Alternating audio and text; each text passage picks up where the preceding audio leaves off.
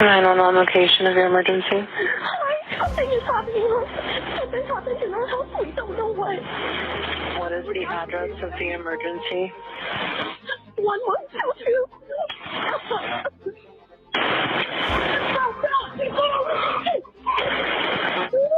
What is the rest of the address? Oh, Kings Road. Okay. And is that a house or an apartment? It's a house. Can you repeat the address to make sure that I have it right? I'll talk to you guys. We live at the White, so we're next to them.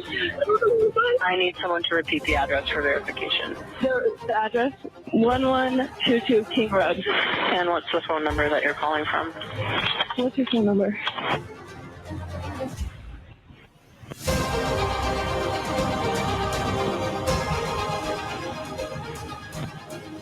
And tell me exactly what's going on.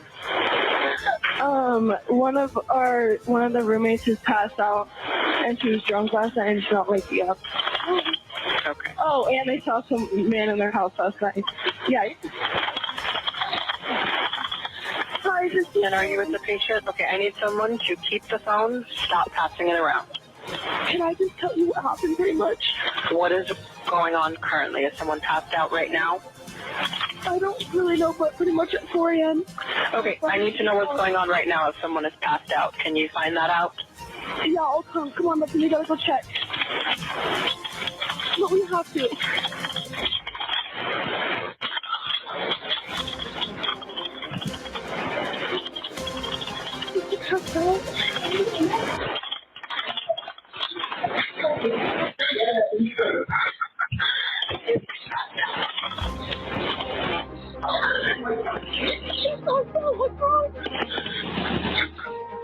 She's not waking up.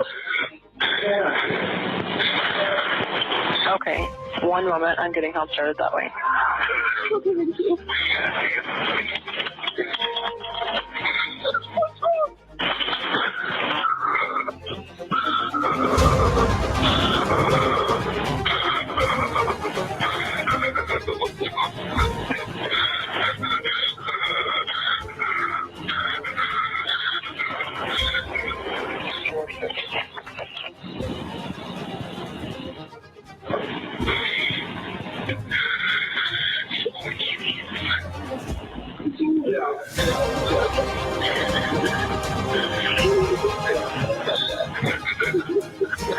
Okay, and how old is she? She's 20. 20, you said? Yes, 20 here. Okay. Hello? Hello? Okay, I need someone to stop passing the phone around because I've talked to 4 different people. Okay, sorry, they just gave me the phone. Is she breathing? Hello? Is she breathing? No. Okay.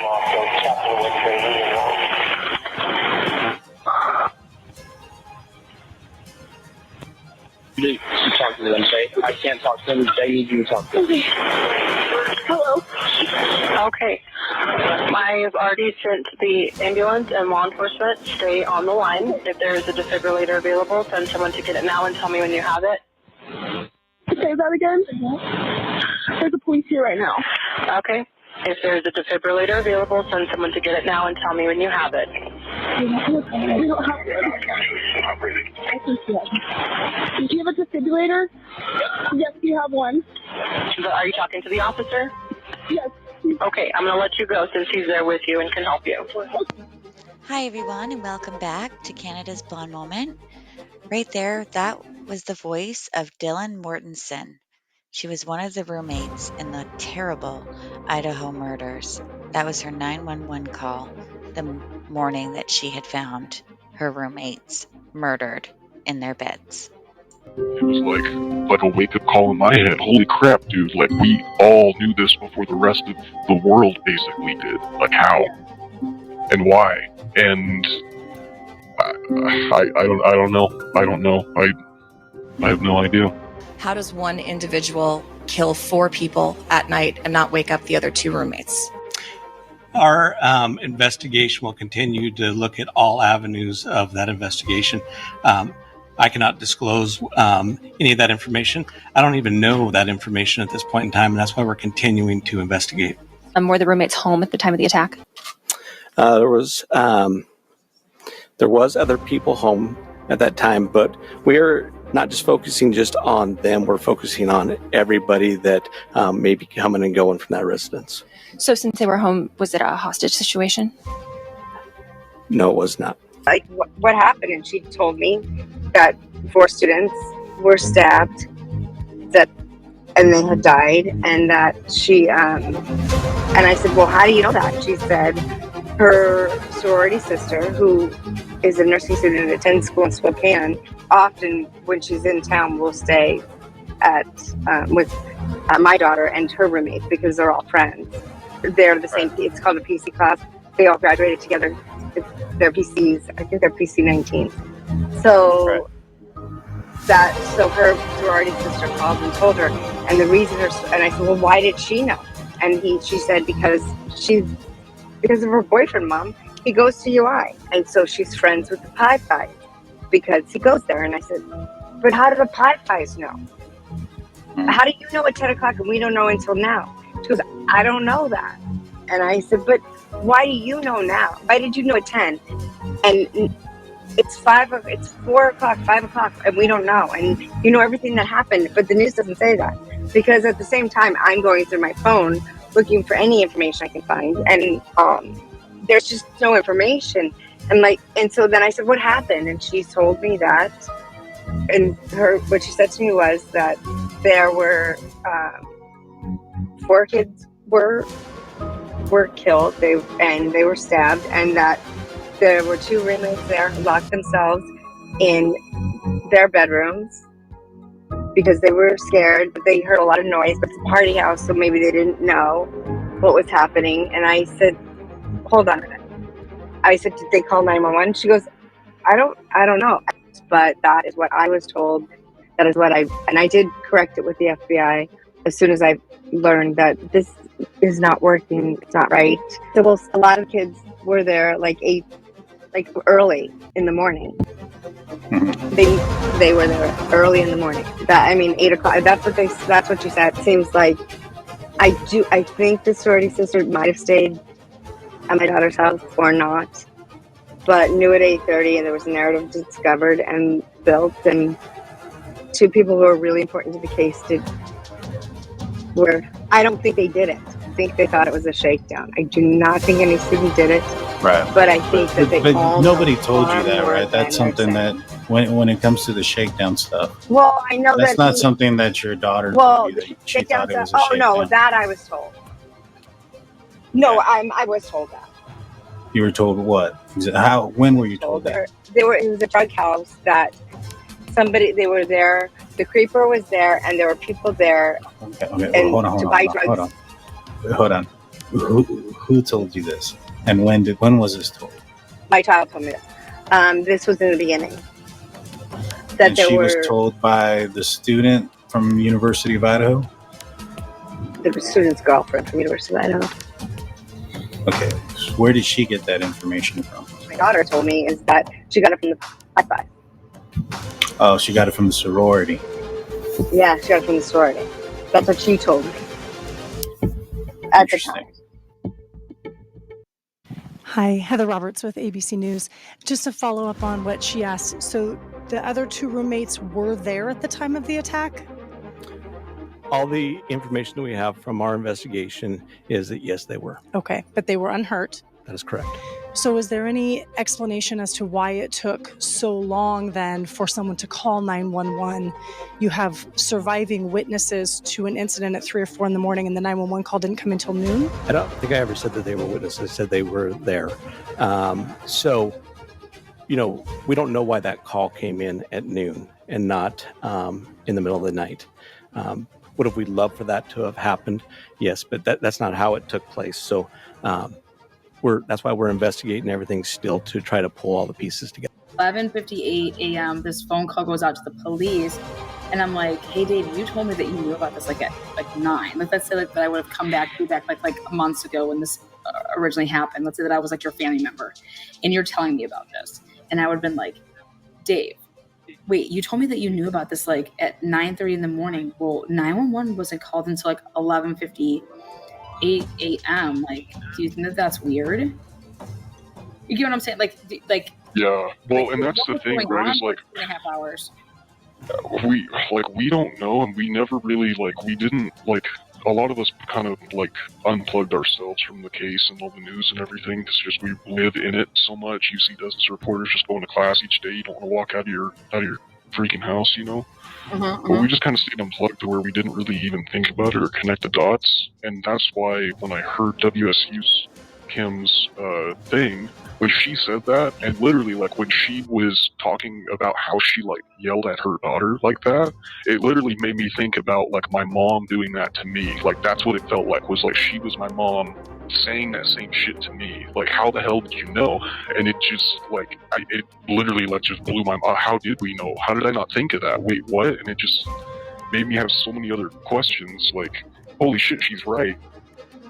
And not even to mention that, how the hell did her daughter know? Her daughter goes to WSU. We have way closer. I can go through on my phone, one person or two people and be in that house, right? In that sorority.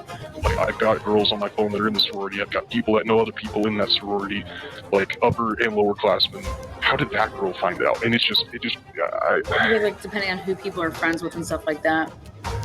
Right, but even then, that quickly, you're gonna go to your inner circles first, right? That's why I was talking to the one kid, because his girlfriend was freaking out, and so he was having to be there for her without being able to go to the sorority. So he's texting her and letting her blow off all this steam and telling me what she's telling him too, amidst the other information that we were receiving.